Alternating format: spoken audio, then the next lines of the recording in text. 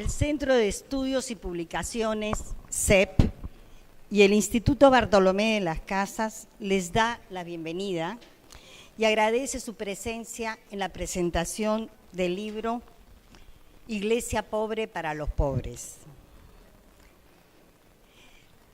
Este libro que se comenta esta noche contiene escritos del cardenal Gerhard Müller, del sacerdote y teólogo Gustavo Gutiérrez y de José Sayer, sacerdote alemán que trabajó en el Perú por muchos años. Cuenta con el prefacio del Padre Francisco, en el que nos invita a la renovación de nuestras vidas siguiendo el ejemplo de Jesús. A continuación, inicia esta presentación Alberto Simons. Él es sacerdote jesuita, profesor principal de la Pontificia Universidad Católica del Perú y de la Universidad Antonio Ruiz de Montoya, y director del Instituto Fe y Cultura de esta misma universidad. Sin duda, la opción preferencial por los pobres y marginados de todo tipo, como lo recalca siempre la teología de la liberación, no es un invento de la teología misma de la liberación, ni de Medellín, Puebla o Aparecida, sino que cruza toda la Biblia, sobre todo los evangelios, y de allí su mayor importancia teológica, pero creo que también es claro que a partir del Concilio Vaticano II han sido Medellín y la teología de la liberación los que la han puesto en evidencia en un mundo que excluía a los pobres y los reivindicó en la teología no solo católica, sino cristiana en general. Creo que es necesario subrayar que esta opción no solo tiene una importancia ética para el comportamiento humano, sino que su importancia es cristológica y teocéntrica, como también lo señala el cardenal Müller cuando cita a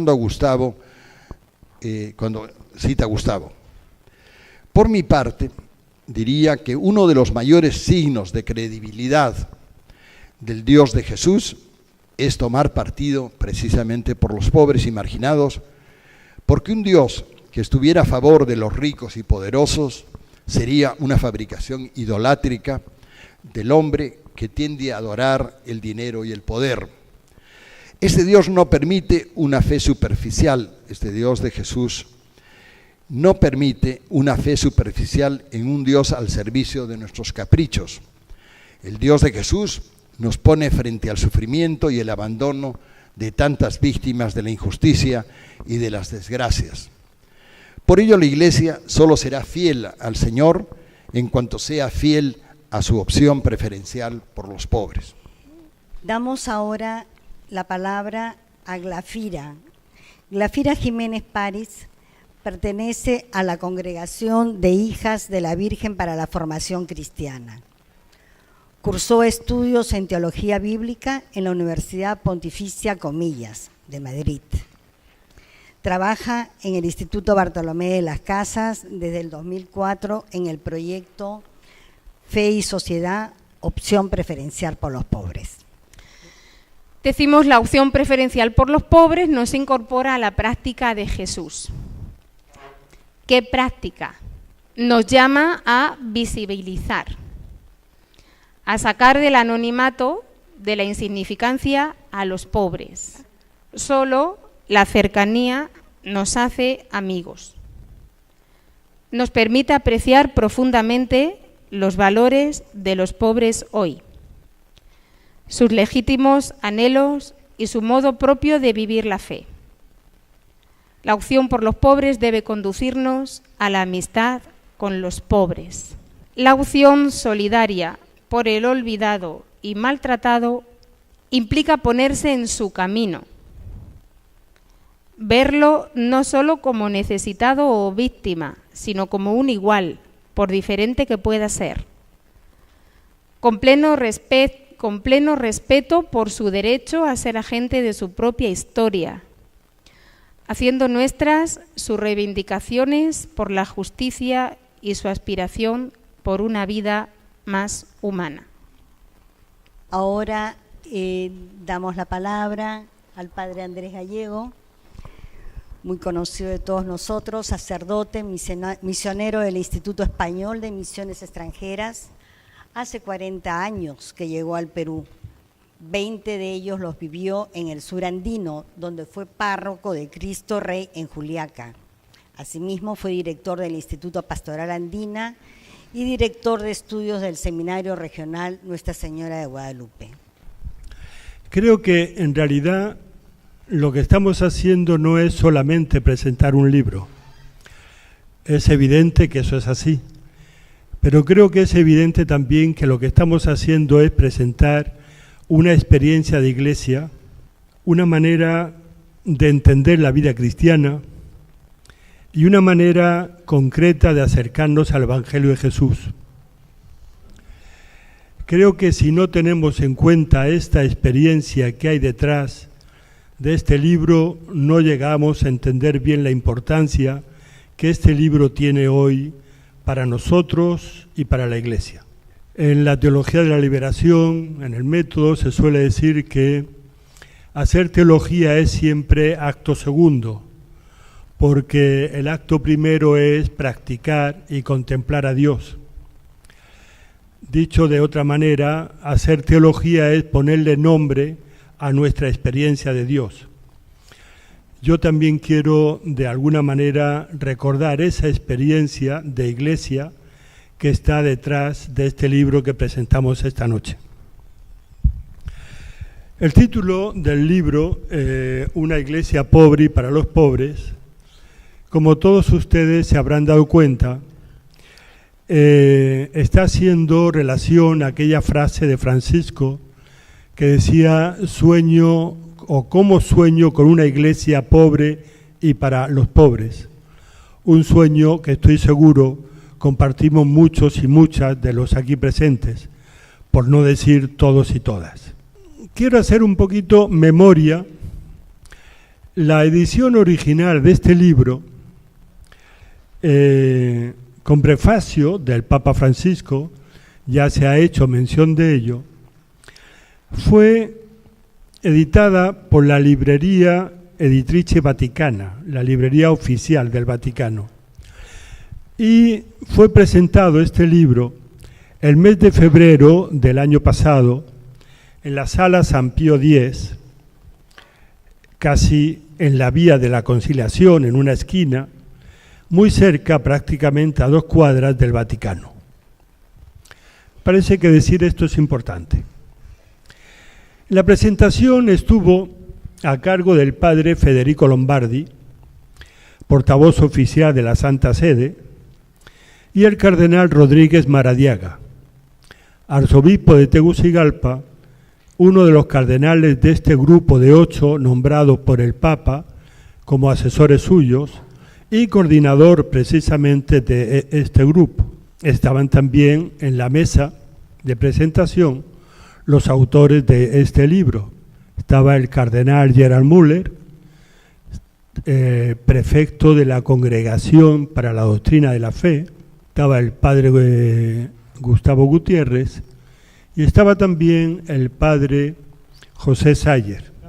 Sigue siendo verdad esto que el Papa Francisco dice, la alegría del Evangelio, la alegría de anunciar el Evangelio, pero también ha sido, como decía, de sufrimiento y de martirio.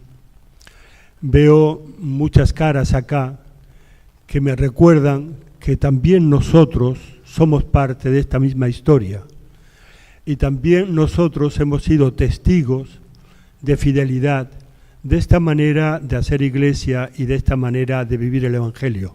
Ha habido, por citar, en esa historia de alegría por un lado, pero de sufrimiento por otro, muchas experiencias de martirio, por recordar alguna, que está próximo, ahora su beatificación, ya que ha sido reconocido oficialmente como mártir, citar y recordar a Monseñor Romero. Pero también ha habido en esta historia muchos otros que han dado su vida, no de una manera total o de una manera para siempre, como ha sido Monseñor Romero o tantos otros mártires latinoamericanos. Estoy mirando en este momento esta mártires latinoamericanos, peruanos, que Monseñor Van Barén ha trabajado por su beatificación.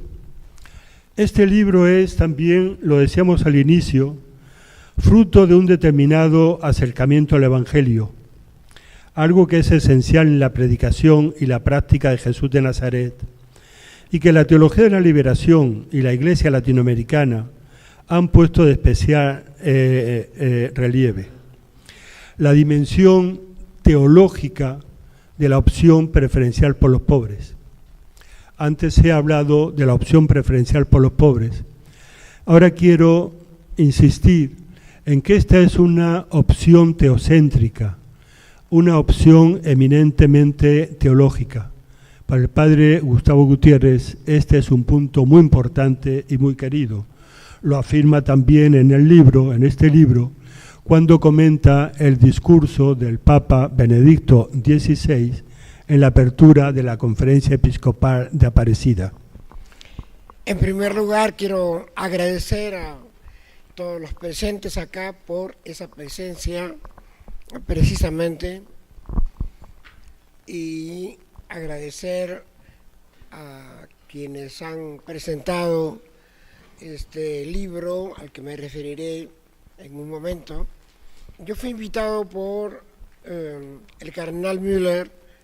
Habíamos tenido ya otro libro anterior, además, hecho allí muy exactamente mitad, cada 6 capítulos, 3. Pero esta vez me invitó para que colaborara en el libro que él iba a publicar con el título, como ya lo recordó Andrés, el título de Una iglesia pobre y para los pobres. Y entonces quiero partir un poco de lo siguiente, en lo que contó Andrés respecto a cómo entra Müller en esta perspectiva. Es muy interesante, naturalmente. Yo quiero simplemente enfatizar que en este aspecto entonces, el del pobre y de teología de la liberación, en verdad hay una coincidencia muy grande, porque comprende realmente teología de la liberación. Cuando él se mueve en eso, hay a veces personas perteneciendo a otros contextos totalmente comprensible, entonces que bueno, acentúan un aspecto u otro. Yo siento que en cuanto a teología de la liberación, el teólogo Müller, él vino cuando era profesor de Múnich, no era aún obispo y era bastante joven, en fin, relativamente, por lo menos cuando vino el año 88 del siglo pasado. ¿Y qué es lo que le pareció a él importante? Yo creo que fue el corazón mismo, no diré de la teología de la liberación, la verdad, sino el corazón mismo del mensaje cristiano. Aquello que decimos incluso en la oración cristiana más conocida que nos enseñó Jesús, el Padre Nuestro, que venga tu reino. Decimos eso y después hablamos del reino como si no va a venir nunca, sino que a mi muerte ya la vendrá, ¿no? Venga tu reino, ¿a dónde? Acá pues, a la historia humana, que venga tu reino, que se haga tu voluntad. ¿Dónde? Acá. Esa perspectiva, que es además, digo que es el corazón del mensaje cristiano, porque esas son las repercusiones de aquello que llamamos la encarnación. Esta concepción de que el reino se vive desde la historia y que el mensaje cristiano tiene una repercusión en la historia y que está llamado a, de algún modo, transformar la historia teniendo en cuenta los valores del reino: vida, amor, justicia, libertad, igualdad. Ese es el corazón, en verdad. Pero ocurre que para muchas personas, como es algo que que comienza acá, ¿no es verdad? Venga tu reino, la plenitud del reino será más allá, ciertamente, de la historia. Para muchas personas, porque comienza acá, pues es humano, ¿no? Y lo que no es de acá, sino de otro lugar, de lo espiritual, de las alturas, eso es propiamente lo cristiano. Pero justamente una religión, la única, además, no porque, en fin, sea la única válida o importante en la humanidad, no. Pero es la única que afirma encarnación, justamente porque valora la historia humana. Y eso es lo que Müller capta, no como algo que no conociera, sino como las repercusiones que tiene. Entonces eso, de muchas maneras. Hay otros puntos importantes en el mensaje cristiano, muchos más, y en ellos uno puede estar de acuerdo o en ciertos desacuerdos, en matices o en acentos, pero la comprensión de esto, que yo debo decir, lo digo siempre además, ¿no?, que lo debo mucho a un profesor, a un teólogo dominico francés, el padre Chenu, Marie-Dominique Chenu, que no podía enseñar. En ese tiempo estaba fuera de enseñanza por una obra que había escrito, etcétera, que era totalmente, hoy día ustedes la pueden ver, la leerán con toda tranquilidad. No, desgraciadamente no está en castellano, está en otras lenguas por ahora, sobre el método teológico, digamos, o el quehacer teológico, sería más exacto que muy estricto decir método. Pero una vez más, como él decía, pero yo lo único que hago yo es recordar los evangelios, ¿no? Recuerdo el mensaje cristiano, eso es lo que estoy haciendo. Pues bien, a mí me parece que allí, y esto me da el paso a decir dos palabras un poco sobre la teología de liberación presentada por Müller, creo también naturalmente que yo mismo, ¿no?, en este libro. Esta teología yo diría que nace en la confluencia, convergencia de dos procesos, digamos, ¿no? Esto, como va a ser muy breve, tengo que evitar los matices que alargaría la expresión y el relato. Uno era la situación de orden social y político, económico, cultural de los años 60, antes ya 50, en América Latina y el Caribe, muy movidos, y eso es lo que hemos llamado la irrupción del pobre, para emplear una frase corta, pero que explique que realmente entró en la conciencia, no de todo el pueblo latinoamericano, pero los pobres aparecieron mucho más. No digo que antes no se hablaba de pobres, cuando yo era estudiante se hablaba de eso, o sea, en los años 40 y 50, pero entra con una fuerza muy grande y nos plantea la cuestión de que entender para un cristiano, además que entender desde la Biblia por esto que llamamos el pobre, ¿no? El otro proceso es el del concilio, que comienza con Juan 23, que llama al concilio, pero que habla de una iglesia de todos y una iglesia de los pobres, preferentemente, ¿no?, particularmente una iglesia de los pobres. El concilio mismo con sus textos, y me gusta añadir a Medellín. Yo creo que Medellín forma parte del acontecimiento conciliar. Tiene lugar apenas 3 años después, y el tema de Medellín fue la realidad de América Latina a la luz de Vaticano II. Para un latinoamericano, estos 3 factores, en fin, 3 momentos, Juan 23, varias intuiciones de Juan 23 no entraron totalmente en el concilio mismo, y Vaticano que recoge una de ellas, el tema del pobre.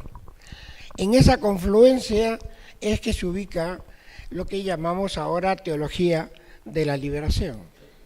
Recordando que la palabra liberación traduce las palabras hebreas y griegas que traducimos normalmente o más frecuentemente por salvación, redención, etc. Todo eso va alimentando la teología de la Iglesia, la reflexión de la Iglesia, pero hay un acento que no comienza con teología de liberación, por supuesto, de ninguna manera, que está presente antes, que es la preocupación por la realidad histórica donde están las personas a las que se les testimonia o se les comunica el mensaje. De ahí también algo que en efecto nació muy al comienzo del siglo XX, que es el método de ver, juzgar, actuar. Yo les cuento, no sé, bueno, se me ocurre en este momento, ya comencé, voy a terminar el cuento, digamos, el relato, porque Müller lo cita una frase mía de Teología de la Liberación, en que yo digo: la teología de la liberación no propone un tema nuevo, la teología de la liberación no ha descubierto la pólvora, ¿no? Algunos creen que sí, pero en fin, bueno, no propone un tema nuevo, pero sí, tal vez, sea un poco dudosa la cosa, una nueva manera de hacer la teología. Bueno, esa frasecita, yo les voy a contar una nimiedad, para mí no tanto, personalmente, pero para ustedes les va a parecer, y con razón, lo que acabo de decir, algo de muy pequeño. Yo la escribí y luego en un borrador una vez la borré, salió eso de un método, una manera nueva de hacer teología. Hablé con unos amigos, me convencieron un poco a la mala de que no retirara esa frase, la volví a poner. Un tiempo después, ya casi para la publicación, la volví a sacar, ¿no? Y finalmente regresó otra vez. Y porque no estaba muy seguro. Yo la verdad es que mi idea es más bien que al tocar temas no muy claves del momento, claro, tratado de ver en el contexto contemporáneo, naturalmente, bueno, ese sería un pequeño aporte, no hay nada más. Y a mí siempre me sorprendió que la gente pensara, lo digo abiertamente y sin lo que se llama falsas modestias, ¿no? Nada más todas las modestias son falsas, pero bueno, o muchas de ellas por lo menos. El pensar de que hay algo totalmente nuevo, todavía se dice eso del Papa. ¡Uy! ¡Novedad! Y el pobre está repitiendo el Evangelio nada más. ¿Les parece poco que lo repita? Porque ¿qué hay que ser? Los pobres primero. Pero uno ve la Biblia y a cada rato uno lo encuentra ahí. Claro, lo dice en un lenguaje más contemporáneo o ligado a experiencias pastorales. La periferia, bueno, claro, la periferia, los pueblos alrededor. Hay pueblos que tienen los barrios residenciales en la periferia también, ¿no es cierto? Porque eso ocurre. Pero la idea es decir lo que está más olvidado y abandonado. No creo en realidad que haya ahí cosas.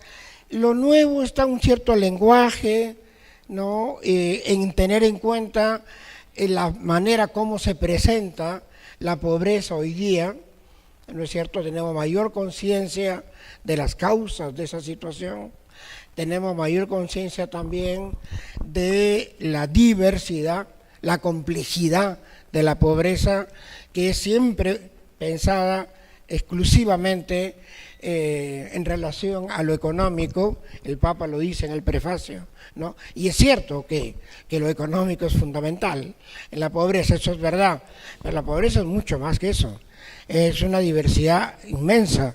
Entonces, medir la pobreza yo comprendo lo que las ciencias sociales hacen al respecto y está bien, ¿no es verdad? Ponen maneras, criterios, $1.50 por persona o $1.25, ¿no? Y entonces y los pobres están en un sub y baja porque entran y salen de la pobreza. Como están en la frontera, es como todas las fronteras, se pasean, van de un lado al otro. Pequeña crisis, se pasan al otro lado, un poquito más. ¿Por qué? Porque es cuantitativo. La pobreza es marginación de personas por cantidad de razones, ¿no? Raza, color de la piel, la condición femenina, ¿no es verdad? Una serie, bueno, eso... Tal vez en ese sentido sí hay cosas nuevas en el sentido de una nueva toma de conciencia, pero más allá no lo hay. Yo he recibido algunos amigos me han escuchado estas cosas, ¿no?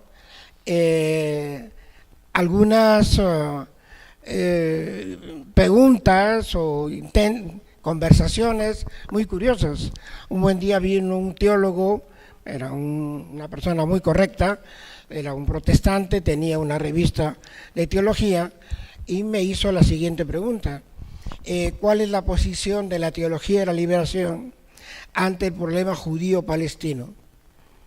Y yo le dije, amigo mío, ¿usted cosa cree que la teología de la liberación es un partido político y que yo soy el secretario general? ¿No? Nada. ¿Pero por qué? Porque no nos hemos ocupado de una pobrecita cosa que está comenzando a respirar y a decir cosas. Yo tengo alguna, como ciudadano de este mundo, tengo alguna opinión. Créanme que es bien confusa. ¿Quiere usted escucharla? No, me dijo, bueno, está bien. Porque sí, claro, yo sí tengo una idea. La teología de la liberación no se ocupó del tema. ¿Por qué? No porque es importante, no. Simplemente que era como preguntar, y yo tenía miedo además que trajera una lista esa de lavado, como se dice, y que me hiciera varias del mismo estilo, ¿no? Preguntando cosas que uno no se ha preocupado todavía, ¿no? Además era muy al comienzo también, lo publicó, quiero decirles. Me mandó después en la revista eso de lo de partido político y secretario general. Pero es que como una idea de que como nace un nuevo cristianismo, ¿no? ¿Qué es esto, no? ¿Dónde estamos? ¿No? Ahí me parece que esta cuestión en el fondo sencilla, ¿no es verdad? No es para decir yo no he hecho nada, no. Todos hemos hecho algo en la práctica de opción por el pobre, en la reflexión. América Latina, como se ha sido recordado, ha dado un aporte, lo entiendo, pero veamos, coloquemos bien lo que llamamos teología ligada a la pastoral, y ese sería ya el tercer punto y último. Yo creo que, y por eso es que intencionalmente recordé al inicio a Juan 23. Este es un concilio pastoral. Bien, eso da lugar a este concilio que sinceramente, bueno, nadie lo puede negar, históricamente trae reflexiones, claro, nunca suficientes, pero inmensas sobre cantidad de temas, etcétera. Y en este momento tenemos un papa que insiste en esta iglesia: no quiero una iglesia así, la quiero así, ¿no es verdad? Prefiero esto que lo otro, una perspectiva muy fuertemente pastoral. Creo que es un momento sumamente interesante y por lo tanto muy rico también para la reflexión, ¿no? Yo creo que la relación, reflexión sobre la fe, sobre la práctica, y la práctica misma es lo que hace una teología sana. La teología no se hace para escribir libros, no. Se hace para ayudar al conjunto de la iglesia y a las personas individualmente a vivir plenamente el evangelio. Eso es la teología, ¿no? Y que se alimenta además de una larga tradición, ¿no? En la iglesia tenemos una historia que nos viene desde muy abajo, quiero decir, en los tiempos, ¿no? Y que sigue alimentando la teología hoy también. recurrir, por supuesto, a los textos bíblicos, pero recurrir a los grandes pastores y teólogos, ¿no?, de los primeros siglos, o aportes, ¿no?, a teólogos muy conocidos de Edad Media, etcétera, será siempre una cuestión importante. El asunto está en no fijarse en el sentido de petrificarse en el pasado. Eso, la memoria debe ser, como lo dice San Agustín, ¿no? La memoria es el presente del pasado, ¿no? Pero es el presente. Recordar es hacer presente lo anterior, pero de hoy día. Y en eso es lo que estamos. Y casi diría yo que las teologías son muchas. ¿Ustedes saben cuántas teologías ha habido en la historia de la Iglesia? No se preocupen, yo tampoco sé. Lo que les puedo decir es que son miles de teologías. Y cuando a mí me dicen, bueno, pero en fin, la teología, porque esta teología de liberación la comenzaron a matar al año siguiente ya. Murió la teología de liberación. Bueno, eso lo dijo un vivo, ¿no? Pero, digamos, la manera, las teologías no han nacido para ser eternas. Corresponden a un momento, por un momento grande, ¿no? No a una semana, ¿no? A un momento muy grande. Pido disculpas, amigos, que me han escuchado otra cosa que digo con frecuencia, pero al fin y al cabo aprendí tanto con eso que lo repito mucho, ¿no? El estilo de reflejos condicionados de Pavlov. A mí me han preguntado muchas veces, ¿usted escribiría hoy día su libro, Teología de Liberación, de la misma manera como lo escribió hace 15 años, 20 años, 25, 30 años? Y entonces yo durante un tiempo no logré una buena respuesta, porque le decía, no, usted se retracta. No, tanto no, tampoco, pues. Una cosa que no sea igual, pero no, pues eso ya, bueno. Entonces dije, voy a pasar a la otra. Sí, usted no ha aprendido nada en todos estos años. Claro, y entonces un día se me ocurrió otra cosa, una persona, un periodista me lo preguntó, un hombre muy educado, y me dice, ¿usted escribiría? Ya saben la frase. Y yo le digo, amigo, usted es un hombre casado. Claro, el pobre primero lo pensó, porque ¿qué podía tener su matrimonio o no con que yo escribiera un libro? No. Y entonces me dijo, sí. ¿Cuánto tiempo hace que está usted casado? Digamos, porque no me acuerdo los años que me dijo, 20 años. Bueno, ¿usted le escribiría a su esposa una carta de amor en el mismo lenguaje cuando eran novios? No, me dijo, ese es mi caso, pues. No.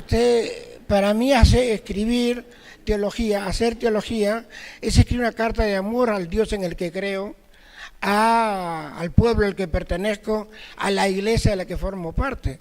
Es una carta de amor. Y no me pueden pedir que diga las mismas cosas, ¿no? Pero el amor es igualito, ¿no? Ahí sí permanece. Bueno, creo que me digan a mí, murió. Yo digo, ¿ha muerto la teología y la liberación? Otra pregunta que me hacen con alguna frecuencia. Yo le digo, vea, yo no sé si ha muerto o no. Lo que le puedo decir es que no me invitaron al entierro. Y al fin y al cabo tengo un derecho pues a estar ahí, ¿no? Entonces eso es lo único que le puedo decir. Esas maneras de ver, y si quieren matarla, yo hasta los 40 años, no era mucho, ¿no? Ahora lo doblo ampliamente, yo no hablé de teología de liberación, y yo creo que yo buscaba ser un buen cristiano, y cura, porque ya era sacerdote, ¿no?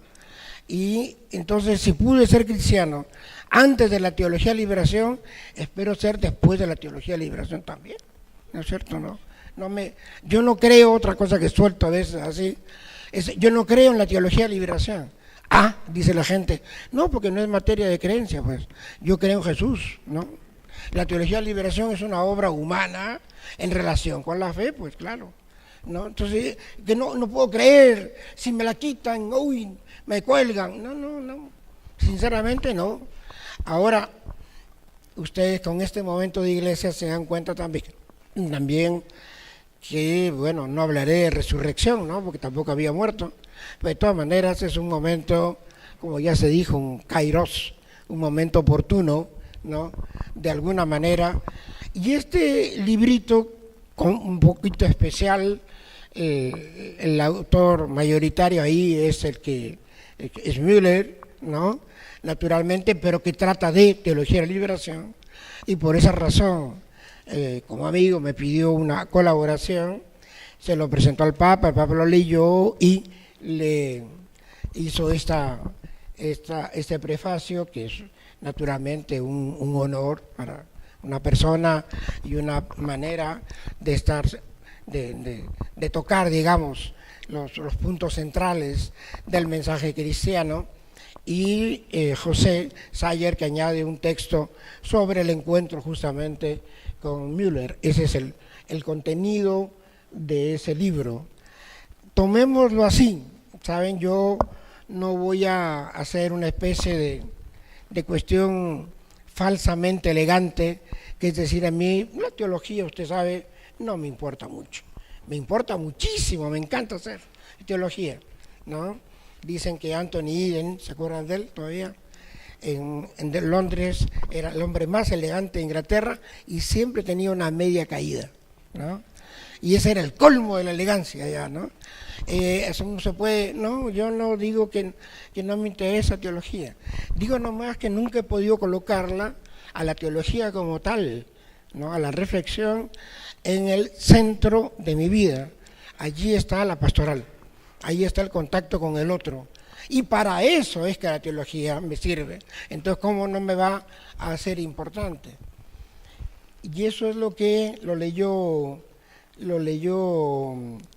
Alberto, pero eso es lo que me parece muy importante en las líneas finales del prólogo del Papa, ¿no?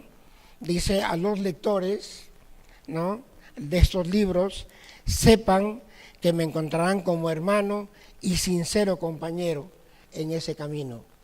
Eso es realmente el centro, ahí sí.